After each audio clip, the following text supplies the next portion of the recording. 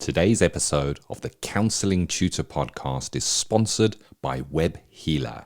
You're a counsellor in private practice and you need a website, or you've got an existing website which you need help with. Web Healer are offering Counselling Tutor Podcast listeners, that's you, £100 off the cost of a website design and build. Now, Web Healers specialise in websites for counsellors and psychotherapists. It's what they do. And the Web Healer team provide a completely non-technical, done-for-you solution, leaving you to focus your time on your clients. Operating for 20 years, Web Healer are a trusted resource amongst counsellors when it comes to getting your practice online. So get the package details and claim your £100 off coupon for your new website by going to counsellingtutor.com/website. That's counsellingtutor.com/website. Hello and welcome to episode 342 of the Counselling Tutor Podcast. I'm Rory and my guest today is Dr. Ruth Birkbeck, a medical doctor, a UKCP registered psychotherapist and supervisor. She's also a certified transactional analyst and a certified integrative psychotherapy trainer and supervisor. Ruth offers therapy and supervision both online and in person from her practice in Market Harborough. In today's episode, Ruth joins me to explore an often overlooked topic, that of shame in supervision, how it can affect the supervisee's sense of safety and competence, and the ripple effects it may have on client work. So with that said, let's roll the intro. Welcome to the Counselling Tutor Podcast, the must-listen-to podcast for counsellors, psychotherapists, and counselling students. Here are your hosts, Rory Oakes and Ken Kelly. A very warm welcome to episode 342 of the Counselling Tutor Podcast. Both my colleague Rory Oakes and myself, Ken Kelly, so delighted to welcome you to 3 stops on our journey today, where we start with our ethical, sustainable practice, where today we're going to be speaking about the art of apologising in counselling. We then move on to practice matters that Rory has already beautifully teed up, where he spoke with Ruth about shame in supervision.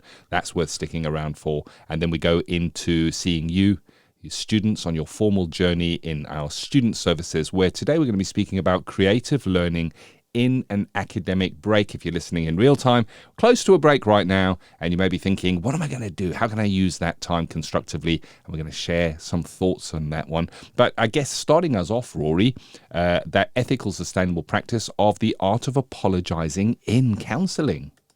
Yes, and it's interesting. And for those regular listeners to the podcast, you may remember in episode 339, we touched on dual relationships. And we touched on dual relationships because a member of the public wrote in and asked about it. And when that was broadcast, that very same member of the public wrote back and said, well, that's great and that makes real sense, but what sorts of training do therapists get in apologising? And I thought to myself, I've never seen any training in how to apologise. And I looked for some and I couldn't find any. And I thought to myself, this is an area that perhaps is worthy of shining the counselling tutor light on. So the art of apologising in counselling, and I'm going to go to literature to really kick us off. There's a book written in 1985 by Patrick Casement called Learning from the Patient. And it talks about it not being the therapist's job to be right, but to be open to what has gone wrong. And it really links to openness in the therapeutic relationship, because we know that the positive outcomes in therapy are greatly driven by the quality of the therapeutic relationship between the client and the therapist, and the ability for the therapist to repair any ruptures, to be able to, be introspective and think, well, I may have got that wrong. We all get things wrong. And instead of being defensive, to be open and try to repair the rupture. And I think that a sincere and well-timed apology can really strengthen the therapeutic alliance. It proves two things in my view. That one, we all make mistakes, and I think in terms of modelling, that's really useful for clients who may be under introjects or conditions of work where you cannot make a mistake. And to see someone say, look, I made a mistake, but also a sincere apology can really reinforce and reconnect the therapeutic relationship. Yet, there seems to be very little written about it and very, very little CPD. I was never trained in apologising to counselling, and I never trained anybody in it. So I think this is a good time to talk about it. And, you know, if someone is defensive, it may arise from their own, you know, if a therapist is defensive, it could arise from their own insecurity, the fact that they're the professional and that they shouldn't really admit mistakes, they shouldn't really admit errors. And I think that a good place to start to explore if you need to make an apology to a client is supervision, because working with your supervisor will be able to help you devise how to apologise, the tone of the apology, and also to check out why you're apologising. Are you apologising to make yourself feel better, or are you genuinely apologising in the service of the client, Ken? Yeah, it's an interesting topic, and you mentioned not learning about it in formal training, and I think that apology is a life skill. I don't think we learn it in life, never mind in counselling training, and it's when you were mentioning it's not taught often. The only place where I know that we've covered it in at least shallowly is around the skill of immediacy. So the skill of immediacy, you're basically going from an internal feeling, and you're kind of bringing yourself into the relationship, and it can sometimes be incorrect that you bring into the therapeutic relationship. If it does hit, it's very powerful, and if you go and search our podcast on immediacy, you can listen to that. But when it doesn't resonate, when it kind of lands incorrectly, it can fracture the relationship. It can make the client feel, you don't get me, this is not right, you've said something that is out of place. And when we spoke about it before, we spoke about how we might repair that fracture. So there's one area where it's lightly touched on, but a full, proper apology, I think, is an interesting thing. Yes, we get it wrong. We got to get it wrong. I mean, I've got stuff wrong in my practice career, definitely. When we get things wrong, instinctively, we want to make them right. And I think that this is a human condition. We want to make it right, and we want the other person that maybe have been on the receiving end of what we got wrong to understand why we didn't intend it to be that way. So sometimes apologies end up being justifications of why we did what we did, and that's not an apology. That is not an apology. That is a defense of why we did what we did. And apology is not conditional. It's not conditional on where we are, what we did, what kind of circumstances we were under. The apology sits solely in the frame of reference of the person who the apology is going to. So I tell you where this is beautifully done is in the 12-step program of mutual aid, whether that be AA or whatever the association is. Part of the process of those 12 steps is, I guess, reaching out to people whose lives you might have been affected by whatever it is you struggle with, and making amends is what it is called, making amends. And the key to that is mending, fixing. And an apology is that. It is to fix, it is to repair something that we maybe inadvertently and not from a want, may have damaged.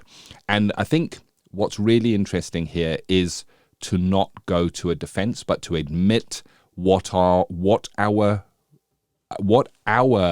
role was in what went wrong, not the circumstances that may have led up to that. So we wouldn't say something like, I'm sorry I was a bit short with you there. The thing is, I haven't slept in a few nights because I've got some trouble going on in my own family.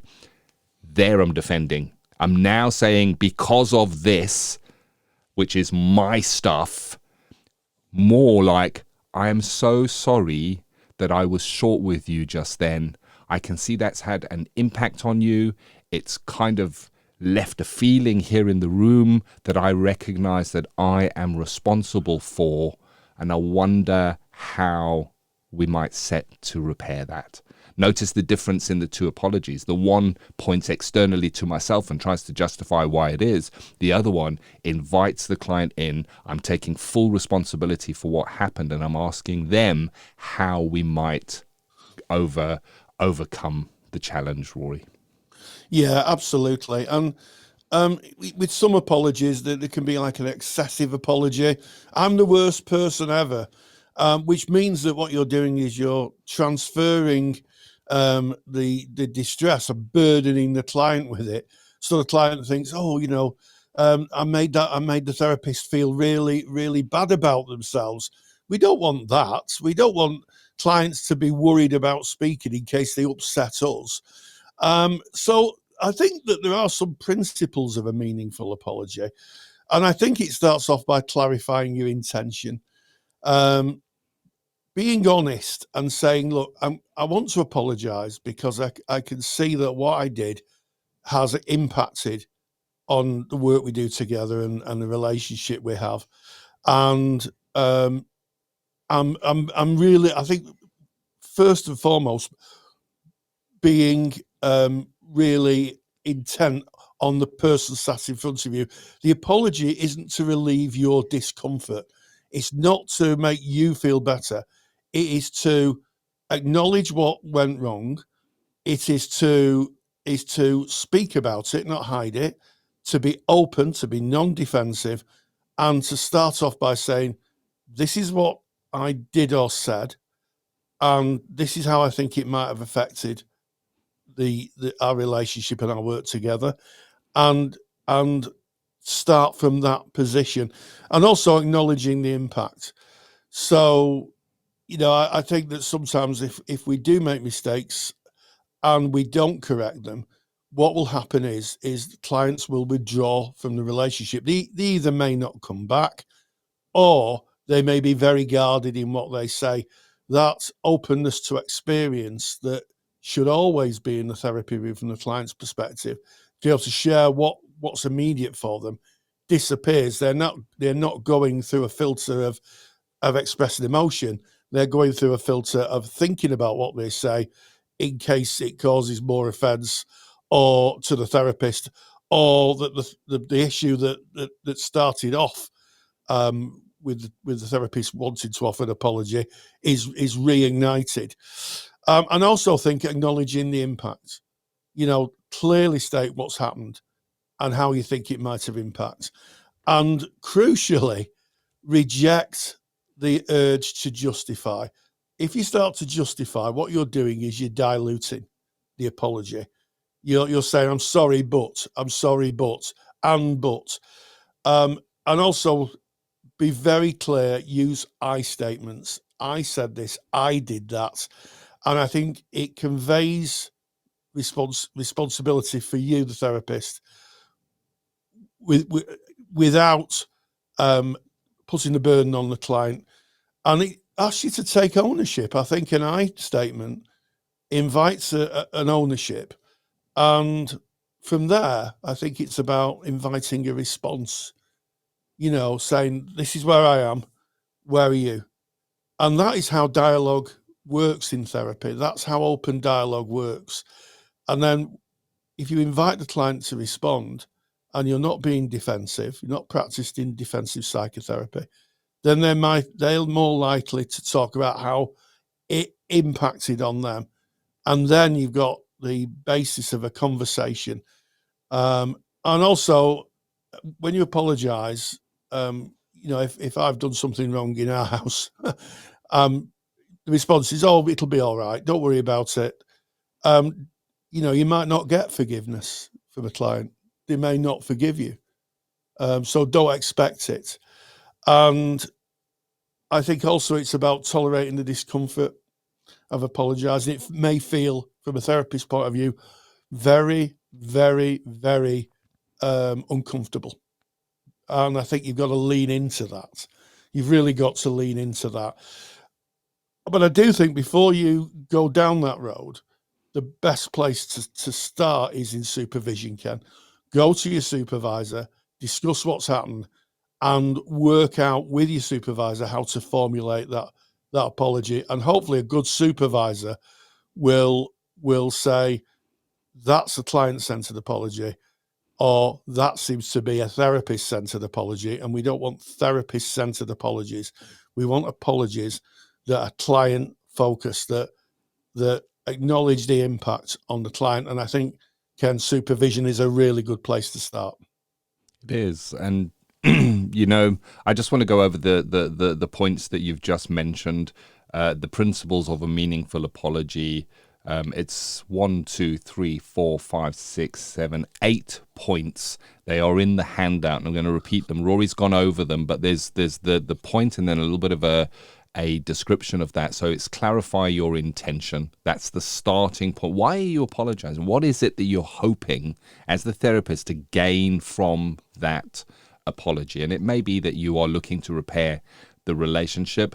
And it's also worth thinking about at that point is that, as you've said, one of these points is to not expect forgiveness, that it may not be repairable, but at least we still go in with that intention of that apology, of repairing that the relationship, the acknowledging of the impact. That's number 2. How did that affect the relationship? How did that affect the client? And acknowledging that, because if you think from the client's perspective, when somebody feels that an apology is due to them, they feel that they've been wronged or hurt in some way. That is an impact on them. And by not acknowledging those feelings or those emotions that might be happening within that person, we're not fully recognizing why that apology is coming in. The urge to justify, it was mentioned before, explaining, I didn't get much sleep last night, it's because of this and because of that, does not help within an apology. It's more looking for escape routes from ourselves. That's resist the urge to justify, take the ownership. Like you said, Rory, the I statements, it's me, I take responsibility for my part within this. The interesting thing is, when we're making an apology, it may be that it is not our fault. It's not a fault of us. It can be something that just happens, yet we still take the accountability. So an example of that is you are in a session with a client and then suddenly a window cleaner on a ladder appears at your therapy window because they decided to come on a different day. It is not your fault that happened, yet you as the therapist are the one that needs to take the ownership and the responsibility for that in front of the client. And we wouldn't go into they don't usually come on a Wednesday, I'm so sorry about that, because there we're looking for that escape route. It would be more along the lines of, I am so sorry that happened. That is just not on. Somebody appeared at the window in your session. I get that impacted our session, and I am so apologetic that happened. So it's that full acceptance of that. Invite the response. It's a dialogue, of course, as you've said. Don't expect forgiveness, which is hard. This is personal development part of this, and it goes right back to that clarifying your intention, point number 1. So when we're looking for forgiveness, what is that forgiveness for? Well, if I'm seeking your forgiveness, Rory, it's for me. I want to calm a feeling that is inside me. And if you say I forgive you, then I go, oh, okay, now I feel a little bit better. But it's not about our feelings, specifically in that therapy room. It's about the client. It's don't expect that forgiveness, and be open to it may not be accepted, the apology. Repair, we look to amend, as said before, and then tolerating that discomfort. That sits right there in that personal development again. How are you with the discomfort? How are you with the discomfort of apologizing for something where it wasn't your intention and you didn't really do anything wrong? How does that feel? Does it feel like injustice? Are you able to? Do you walk away with a sourness in that? It's about that self-exploration there, and I think there's deep and meaningful work there. And as you said, Rory, where better to do that than in supervision? I like this document. I think it's really helpful. I think that, as you outlined, Rory, it's not often seen. We offer training for supervisors, clinical supervisors. I'm going to ask a request, Rory. Is it possible that this document that we're handing out today can be added to our supervision training course? Because I think that it's a really important topic and it would help and build out those resources. Well, I've got to tell you, Ken, that is where it's going today. Yes. Yesterday, when I wrote it, I was just looking for the right place to put it. Well, it's definitely going in there, and I think I'd like to develop on just that idea of discomfort, and sometimes discomfort comes in many ways. And I will give you an example from my own practice experience. I was working with a client, doing some meaningful work, and all of a sudden, in the rooms that I hired, the fire alarm went off. And we all trooped out, as you do when there's a fire alarm, and all stand on the pavement. And the person who was staffing the reception came out and said, it's a false alarm, but I can't switch the alarm off. The person who's got the key is not in the building. And I had to say to we went back into the room, obviously. And I said to the client, look, I don't know how you feel about this alarm, but I can't really find myself thinking it's so loud. And she said, yeah, me too. So I said, look, what I will do is I will not charge you for I apologize profusely, even though, as you said, Ken, it wasn't my fault. I don't want to control the fire alarm. I apologize profusely. I acknowledged the impact of doing some really deep work, and all of a sudden it's stopping, and having to troop out into the street and wait to be told to come back in. But crucially, I said, I won't charge you for this session. So part of that, the discomfort of that was that I actually didn't charge the client. And I thought that was the right thing to do. And I think apologizing is part of the panoply of things that we do in service of the client. We do it in the service of the client. But yes, it's an interesting one, and I guarantee this handout will go into our supervision course, because it's something, as you say, not often spoken about, Ken. Yeah, if you're a supervisor listening to this, you can download this handout and use it with your supervisees. If you're a therapist and you're interested in training to become a supervisor, and you feel that you're at the mature point in your practice where you feel able to kind of hold stewardship, I guess, for other therapists and help direct them in their practice, then counsellingtutor.com, click on our products tab. It's right there. You can get the handbook and learn all about that training course. I don't want to leave this topic without touching on our ethical guidelines, really. As counsellors, psychotherapists, chances are you're a member of an ethical body that has a code of ethics to which you work. And if you're going to look at those code of ethics, certainly here in the UK, if you look at the code of ethics for the main ethical bodies here, you're going to find mention of this. Now, it can hide itself slightly, so it can be called a duty of candor. That is a great name. So I'm going to be referencing the NCPS ethical framework here, because the one that's referenced in the handout, so you can have a look at that, and I'll tell you where to get that in a moment.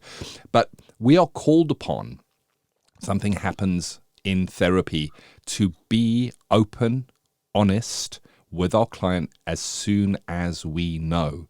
We need to inform the client promptly about what has happened, offer an appropriate apology at the right time, consult with your supervisor or line manager to discuss the incident, take the steps that need to be taken, and then most importantly, to review the situation, re-look at it after we've gone through that and say, if this came up again, would I do the same kind of thing? And how can I prevent this coming up again? And again, this might not be our fault. And I'm going to use something that was in the news very, very recently.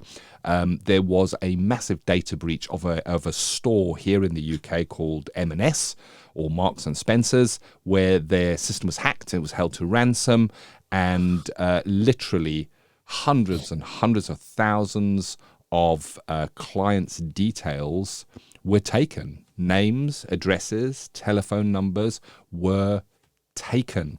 And, you know, there is an argument to say that maybe that company should have had better defenses in place. But at the end of the day, it can happen to us. You know, our inbox can get hacked from us clicking on something or something like that, and details might go out. As soon as we know, as soon as we find out, we have that duty of care to let the client know. And this is what the PR department of this store did. They came out immediately. It was on the news, headline news in the UK. This has happened, and they were issuing apologies right from the very beginning. That was their kind of first words. So they did it promptly. They took action. They offered that appropriate apology, and then they obviously consulted with IT specialists to make that right, and reviewed the situation. So it's the same process. So this is a handout. It is free. You can go and get it. It's called The Art of Apologising in Counselling, written by our very own Rory Oakes. And if you're a member of the Supervision training course, log in. You're going to find that has been added to your resources in there. If you just want to get the free handout download, go to counsellingtutor.com, click on the podcast tab, do a search and find episode 342. That's today's episode, and you can download The Art of Apologising in Counselling right from that page. If you're interested in the Supervision training course, counsellingtutor.com, click on products and our Supervision training course. All of the details are there, including a massive handbook which goes through every module and topic that is taught, and it goes through the entire process of how the training works, your supervision placement. All of that is in there, and you can get that from counsellingtutor.com. And that, Rory, is ethical, sustainable practice.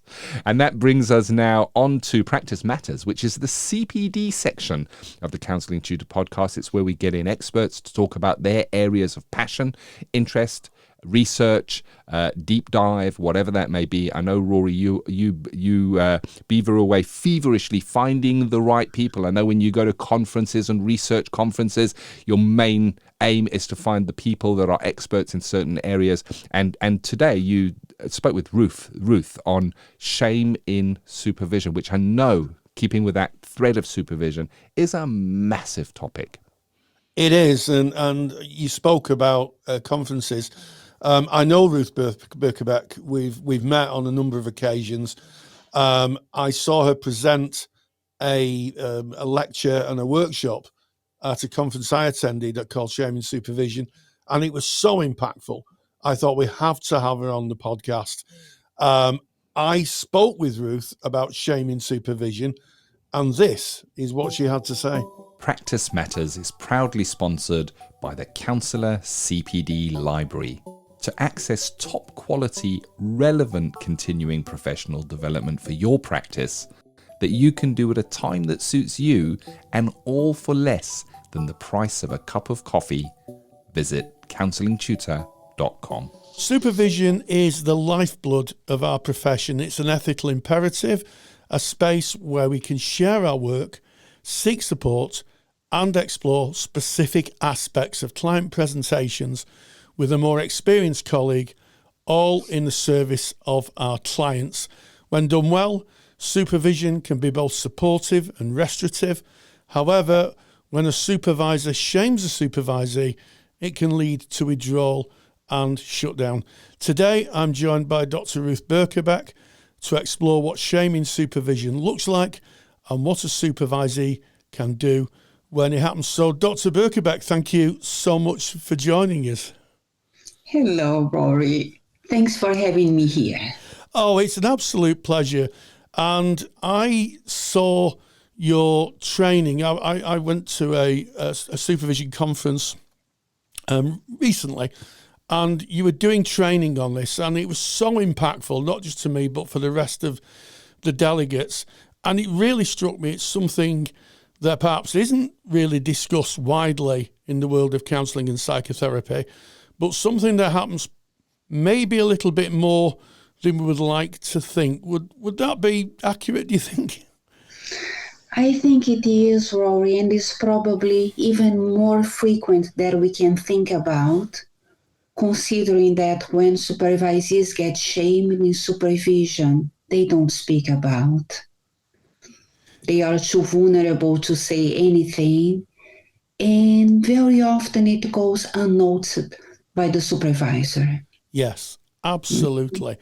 And how would you define shame in the context of supervision? How might it present in the relationship? What examples could you give? Okay. Let's start with the definition of shame. Yeah, that Richard Askin describes shame as a complex emotion that involves the fear of being rejected for who I am. So the core of who I am is unacceptable. Involves the sadness for not being accepted as I am. So it's that belief that when you find out about the feelings I have, the thoughts I have, or the way I behave, you are going to reject me. And shame also involves what we call the retroflected anger, which is instead of being angry at the person who is humiliating you, you get angry at yourself. And I think that happens in supervision quite often. Yeah, if the supervisee perhaps asks a question, the supervisor may not have the answer, and the supervisee may blame themselves Yes. for having put the supervisor in such a difficult situation. Yes. And Yeah. I think that that aspect of someone's self-blaming is quite a powerful one, really, isn't it? Because that, I guess, may lead to someone being reluctant to engage in supervision or reluctant to bring anything up that might be connected to the topic the shaming was around. Yeah. And the self-blame is part of that retroflected anger, which is an important element of shame. Yeah, and one thing that I notice in supervision is that when we shame as a supervisor, when we shame the supervisee, and that is not repaired, the result is silence. Yes. Yeah. Yes. So when the supervisees, and I think all of us as supervisors, we are also a supervisee at some point. Yeah, and I think about the moments when you may feel unsure about a client, you feel lost, you feel confused, and you bring that client for supervision, and your supervisor doesn't understand your vulnerability or your feelings toward the client, and may behave in a way that can be judgmental or not okay from what the client is experiencing. The result is shame. Absolutely. And I remember part of the presentation that really, really struck me was that you experienced this yourself, I believe, in supervision. And it kind of struck me that being a medical doctor and being incredibly well qualified in one field didn't stop you from feeling shamed in another discipline. Can you just tell us a little bit about this? Because I thought this was quite striking. Yeah, and it's interesting that you remember that aspect, that I have forgotten that I have given that example. And that's true. That was an example of how I was shamed in supervision by my supervisor's idealization of me. Yes. Yes, a little bit of what I've just done, really, and this is say you're a doctor, so Yeah. Yeah, and that was different from what I was thinking about bringing here to you, Rory, and I'm glad that you remember that. Because that's another way that we can shame the supervisee. Yeah, when we idealize them to be in a certain way, and we miss the real person, we'll miss their vulnerability.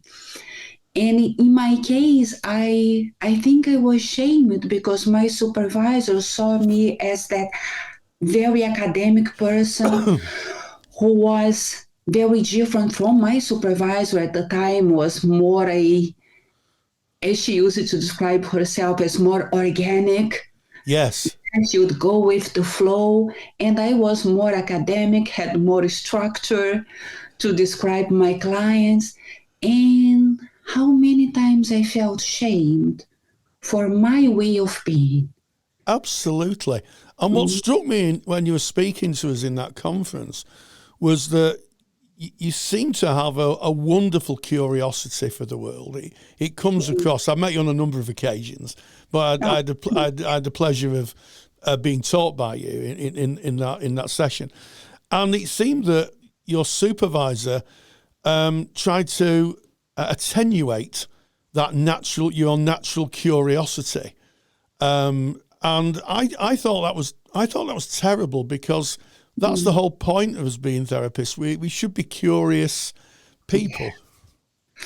Absolutely. And I think the other aspect in supervision that can also be shaming is when we as supervisor come from the assumption that our way of working is the right way. Yes.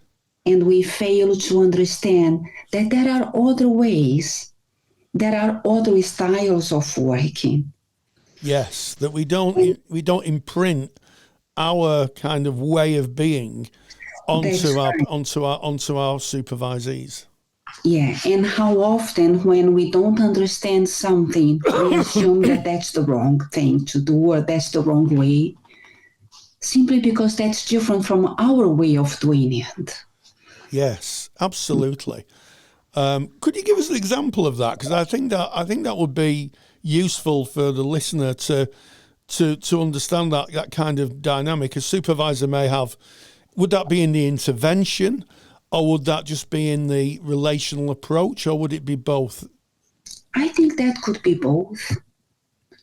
Yeah, and I think, for example, I have many supervisees, and some of them, they follow the same approach that I do, which is very easy for me. But I also have supervisees from completely different background. Yeah, I have supervisees who work in a more cognitive way, or is a more person-centered way, where they make less interventions than I usually do. And how important it is for me that I can look at their clients from the perspective and the trainings that they have had. Yes, absolutely. And I think we sometimes forget that. It's something that's easily forgotten. Do you think there is a difference when we're working with student, emerging therapists, as opposed to those who are qualified practitioners when it comes to shame? Yes and no. Yeah, because I also have supervisees who are doing their second training or their third training. And despite them being very experienced therapists, some of them working for more than 10 years, so many years of practice, sometimes they are new in that specific area. And when we expect that they are going to have a lot of experience, I think that's when we can shame them with the expectation that they should know how to do that work, when in reality they are very new to that new approach. Yes, so someone who's done maybe a second training, someone who's training maybe in TA or CBT, and we think because they're qualified, they should, because they're taking a qualification, they should know it all before they've learned it in a way. That's right. Yes, that's really interesting. And what do you think are the common ways that a supervisor may shame a supervisor? You gave some great examples. I wish I could take everybody to your training, to be honest, but you gave some great examples. What are the common ways or phrases that a supervisor might use that could generate shame? Well, I always remember one supervisee telling me about his experiences with the previous supervisor who would be listening to his record and many times saying, "Oh my God, why did you say that? What the hell did you have in your mind?" Oh, gosh. And that's very shaming. Yes, and I remember you giving that example at the seminar I attended, and you could hear the people certainly sat around me giving a real sharp intake of breath at that story. Yes. I think the other times when supervisor can be unintentionally shaming is, for example, I remember the times when I was asked the questions in supervision and I didn't know the answer. Yes. That can be shaming. Yes. Yeah, as a supervisor, we should know everything. There is that belief from the supervisee that we always know everything. We always have the answer to this or to that. And I remember the times when I was asked questions that I didn't have the answer. And that can be shaming. And I think the problem is how often or quite often supervisors may try to cover up for their own shame, their own sense of inadequacy by providing that arrogant position or their own self-righteousness, trying to give a sort of answer to that question, which is not going to be the most appropriate one. Yes. Yeah. And I think when the supervisor fails to acknowledge their own shame, that's going to be shaming for the client. Absolutely. And what you talk about is hubris, really, isn't it? Where the supervisor doesn't want to be seen as not the all-knowing, all-seeing eye, Yes. and either becomes defensive or just makes something up. Yeah. So they don't feel like they're not the great all-seeing eye. Yeah. If a supervisee kind of begins to feel shamed or unsafe in supervision, what steps can they take to address this without jeopardizing the relationship? I would like to say to you, Rory, that this should be the responsibility of the supervisor. Yeah, just like when shame happens in therapy.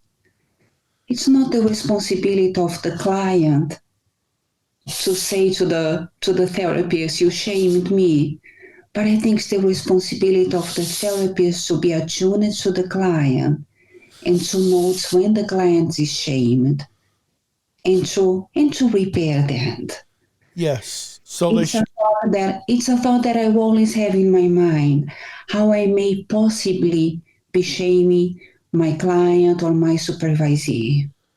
I think that's interesting. Going in with intention to think about how you're going to interact with your supervisor and by default, I guess, the client, and making sure that your words and your actions are considered enough not to shame. In other words, starting from that position. Yeah, because one thing that we know is that shame originates in relationship. Yeah, shame is an emotion that results from the humiliating behavior from somebody else, the critical behavior from that person. But over time, shame becomes internalized. And the person can feel shame even when they are locked in their room alone. Yes. Yeah, the anticipation of going to that place can be shaming. Yes. And I don't think we could really discuss any human interaction without talking about transference. Of course, it's possible, isn't it, that the supervisee may play out a different relationship with the supervisor and vice versa. And how do we become aware of that, do you think? If you're a supervisor and you realise the supervisee is maybe playing out a relationship that is something from their past, how would you address that?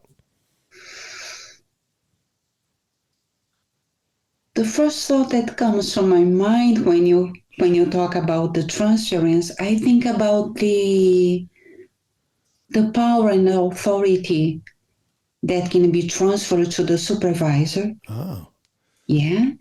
And unconsciously, the supervisee projects that idealization of the supervisor is big, is wonderful, knows everything, and how shaming that can be, independent on what the supervisor is doing or saying. Absolutely. Just that fantasy can trigger the shame. Yes. And we may recognise that. I mean, there's times when I've worked with supervisees and it's become clear that they're seeing me as someone from their past, maybe a teacher or maybe someone they've had a relationship with. And I don't know what your view is, but I always like to speak that out and be very curious. Say, I noticed that you look uncomfortable. I wonder if maybe I remind you of someone, or is there anything that I'm doing? And try to, as you would a client, try to see what's going on and open that, make an invitation. Yeah, and another aspect that I find important in supervision is that I am only sharing my therapeutic mistakes. Ah, that's interesting. Mm-hmm. So I think by showing my vulnerability to my supervisee, I open the space for them to be vulnerable. Yes. Yeah. So if I can make mistakes, this is how to repair. This is how I repair this. And I think this can be so powerful because it gives them the permission to talk about their own mistakes without the shame that they are going to be criticized or judged as not being good enough. Absolutely. And I also think it speaks to reducing the power dynamic. If you could speak about being, and I'm going to use the term within the context of our conversation, flawed, then it's okay for them. I'm a human and nothing human is alien to me. We all make mistakes. This is the mistake I've made. This is what I've learned. This is how I repair. And this is what I've learned from that. Yes. Mm-hmm. And, we all may say things. I'm going to speak for myself. Sometimes I say things that may land on somebody, not as I intended, but they've interpreted it as that. So what can a supervisor do if they realise they've unintentionally shamed a supervisee? Talk about it. Yes. Talk about it at the time when it happens. And sometimes I say, I think I have shamed you here. Let's talk about it. When I note that they are talking about the client and suddenly they change and they talk about something else or they start looking away, these are the moments when I wonder if I have shamed them. Yes, so we're talking about attunement. Yes. Very much attuning and the quality of the relationship. We spend a lot of time talking about the quality of the relationship in therapy. And I wonder if we spend enough time in training programs talking about the quality of the relationship in supervision. Yeah, I don't think so. No, I'd agree with you. Mm-hmm. Yeah, because it's as significant as it is in therapy. Because it's that quality of the supervisory relationship that is going to help the trainee, the supervisee, to grow or not to grow. Absolutely.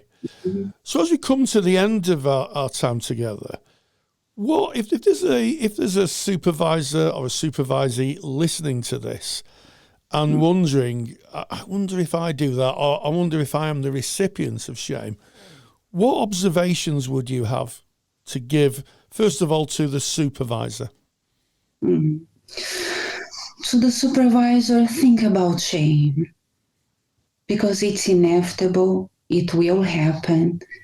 And if you miss it, the supervisee is probably not going to bring that client again, or will not talk about their feelings again with the fear of being judged or criticized. Yes. And what about the supervisees who are listening to this thinking, actually, that happens in my supervision? Well, for the supervisees,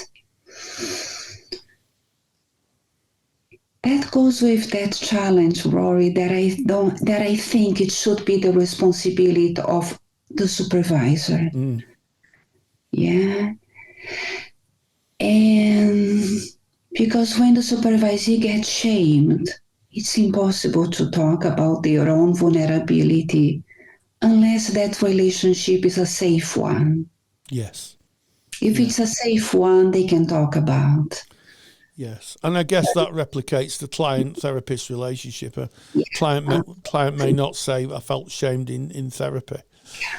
That's right. I have to say that I'm as inspired by our conversation today as I was sitting in the lecture that you gave. I think this is a wonderful way of thinking if you're a supervisor. And I hope that those who are supervisees and those who are supervisors who listen may take the opportunity to do a period of reflection and wonder, am I shamed or do I shame if it's supervisor, and what can be done about it. So, Dr. Ruth Birkbeck, thank you so much for joining us. Massive thank you to Ruth. Massive thank you to you, Rory, as always, for holding those all-important discussions and keeping your eyes peeled when you're out and about and bringing us the people that have got important topics to discuss that will impact us in our practice as counsellors and as psychotherapists. So we move out of practice matters straight into student services. Student Services is sponsored by Counselling Skills Academy. Can't tell you how many times Rory and I have heard counselling students say that learning skills and knowing that they're using them effectively is really, really challenging. The reason for this is because we don't get to see another counsellor using skills in a real live session. In reality, this means that we're asked to learn something that we can never see demonstrated in a real setting, and it's no wonder that many of us are left feeling unsure. If you want to see counselling skills used in real sessions by qualified therapists, so this is real sessions, real presentations, and real use of skills, then go to counsellingskillsacademy.com. There's some free videos on skills, including a full live session that you can have a look at. Gain the competence and the confidence of knowing you're using your counselling skills effectively. Just visit counsellingskillsacademy.com. And today in Student Services, we're speaking about creative learning in academic breaks. So listening in real time, we're just on the cusp of a break, a big break. It's the summer break here in the United Kingdom. It's everybody goes on holiday and training stops. If you're a student, you're on your training, you have a good portion of time where you're not there. And so many say, how can I use that time to kind of study, look around, do some CPD? What can I do with my time? And it's a trickier question than you might think. And the reason it's a little tricky is, when you're training to be a therapist, there's a very specific curriculum on which you are trained. Training providers don't want you kind of veering off that. So if you're studying a person-centered model, you're going to be answering questions on person-centered material in your assignments and exams and portfolios. And they see that if you kind of start veering off into other modalities or other theories, that may contaminate your knowledge and your learning. in order to answer those questions. So how can we do creative learning during an academic break as a student that's not going to impact or contaminate the learning we have, Rory?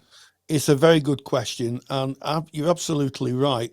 Curriculums are built so that someone at the end of their studies, when they get their graduation and they pass, they have evidence that they have worked to the curriculum that was taught, and they understand the topics and the application of that curriculum.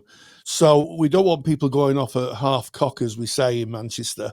And I think a good way of making sure that happens is, I'm sure that tutors brief what the next academic term is going to be looking at. I know we did.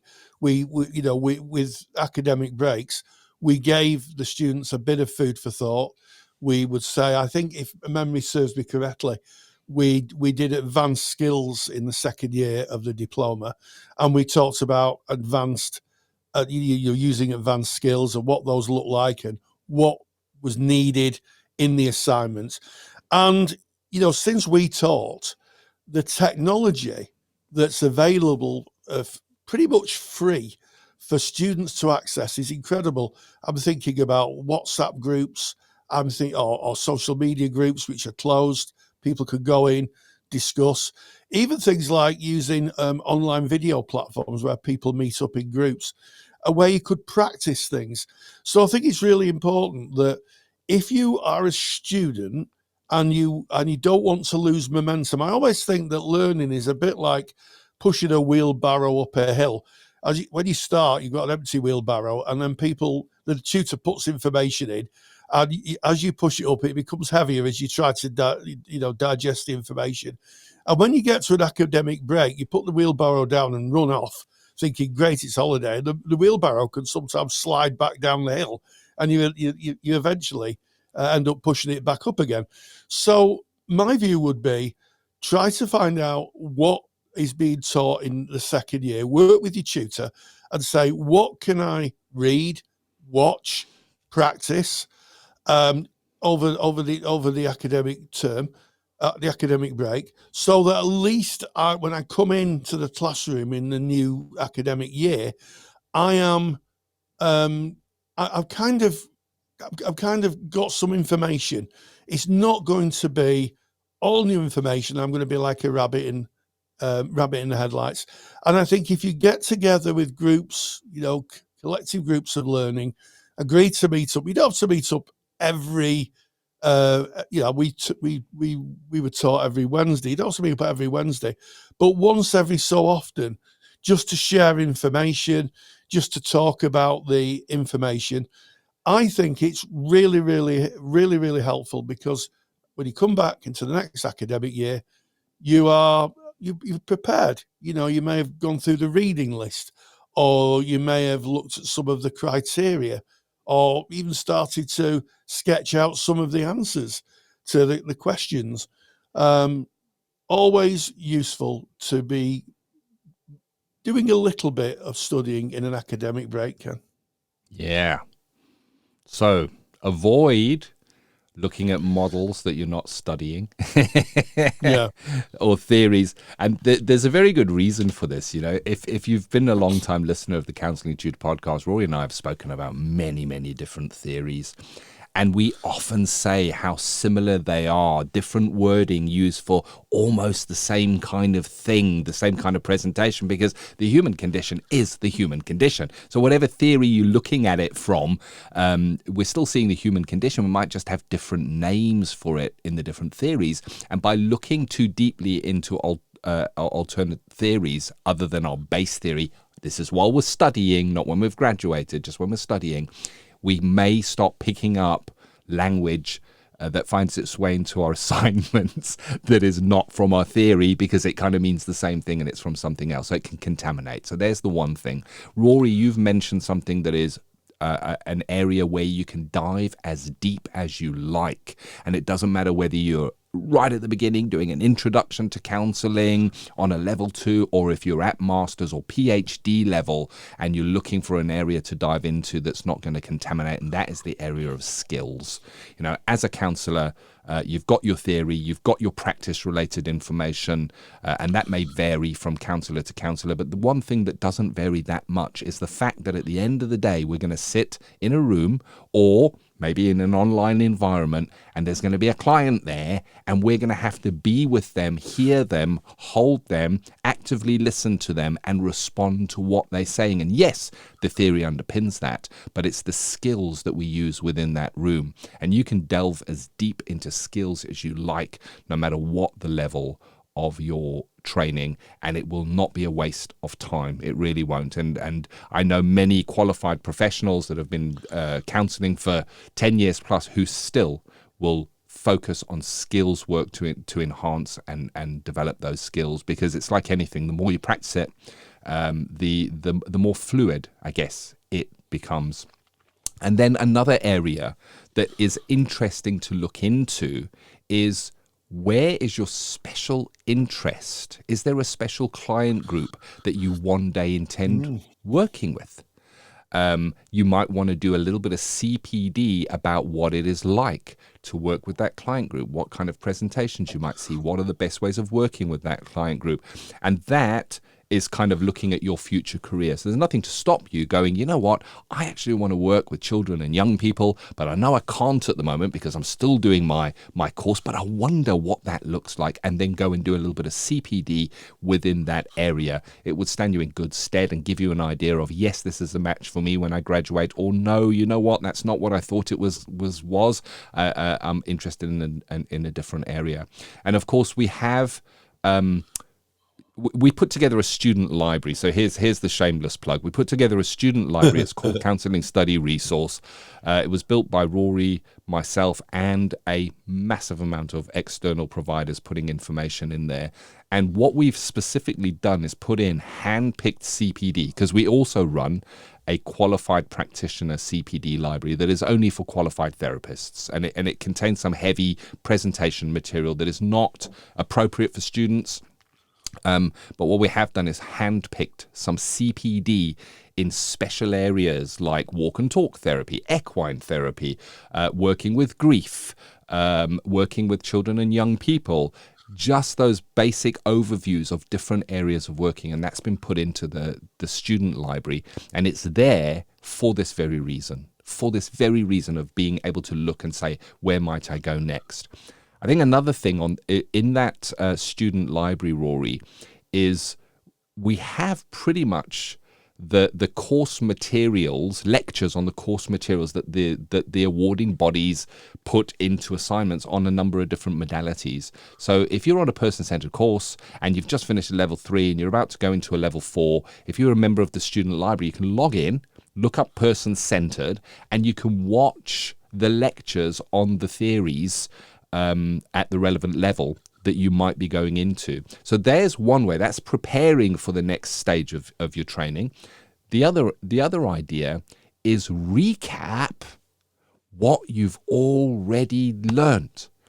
Go over your training. If you've just come to the end of an academic year and you're going to be doing another year in a month or so's time, go back, look at what you learned and refresh your memory, or recap the theory and the lectures. Look through your class notes, look at the recommended reading and dig a little bit deeper.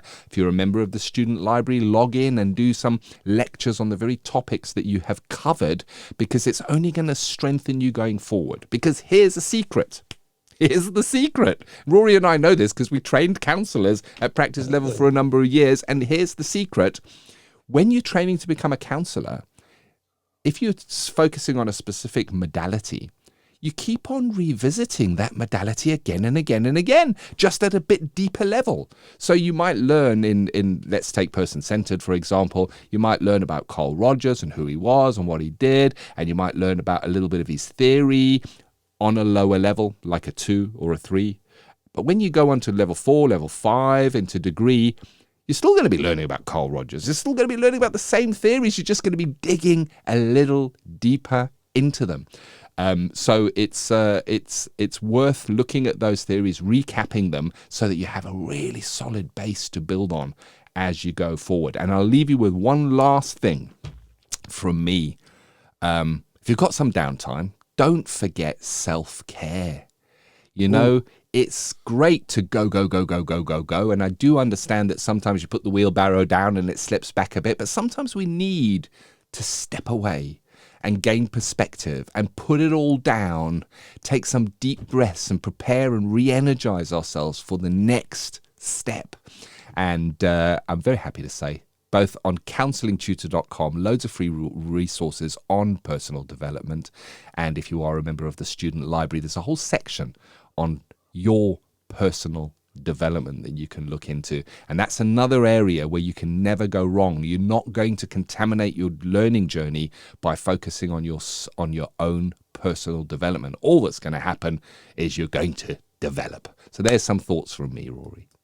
Yes, and don't forget to sit in the sun and enjoy a refreshing beverage, no matter how you take it. You're absolutely right, Ken, that, you know, it is for those who are doing a nod of respect for our colleagues and students who are studying in Scotland. If you're doing introduction, certificate or diploma, as they call it there, because their qualification levels are slightly different, or a degree or a master's degree, I think that, you know, spending some time reconnecting with family is really important. I know that, you know, my daughter said over the 2 years I studied my diploma that she only saw me with my head in a book or sat at the computer, and making time for family and connections recharges the battery. And even if the wheelbarrow slips a little bit, you can always give it an extra push when you start. Things you can do in class before you go for the break is ask your tutor what you'll be looking at next year, and make a note of that. Is there a reading list for next year? Make a note of that. And also, are there any people you want to connect with, either via, you know, a social media group or WhatsApp group or a work online? And don't forget supervision. You know, if you've got any questions about theory and you've got space after you've spoke about clients, don't forget to speak about it in supervision, because part of supervision is applying the theory to practice. Very, very essential. So, yeah, enjoy your break, but make a bit of time for next year. And if you are doing a 2-year or 3-year course, trust me, the time will go quicker than you believe. Really will. Yes. And speaking of breaks, the Counselling Tutor Podcast is going to be breaking very shortly. We have got another episode for you next week if you're listening in real time. But we run our podcast during the United Kingdom academic term time, and term time's coming to an end at very, very shortly. Like I say, if you're listening in real time. And of course, you've been listening to episode 342 of the Counselling Tutor Podcast. Yes, we started off with ethical, sustainable practice, and we talked about the art of apologising in counselling, not often talked about. And remember, there is a free handout to be downloaded on that. All you have to do, go to counsellingtutor.com, click the podcast tab, look for episode 342. That handout's waiting for you, and download it. And I would say share it widely. It's not something that is often discussed or is even offered in any form of CPD, as far as I can see. Practice Matters, an important interview outlining shame in supervision. A very powerful discussion, and one I think that will resonate for those people who are listening, and certainly those people who've experienced it. And into student services, we talked about creative learning in academic breaks, things you could do, hints and tips, just to keep the fire alive in your belly while you spend the time in the sun, or maybe just reconnecting with family through the academic break. Finally, I'd like to thank people for subscriptions, shares, likes.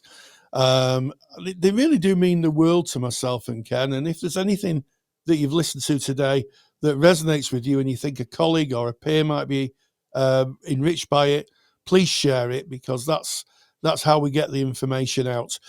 So until the next time we meet, as I always say, stay grounded and stay safe.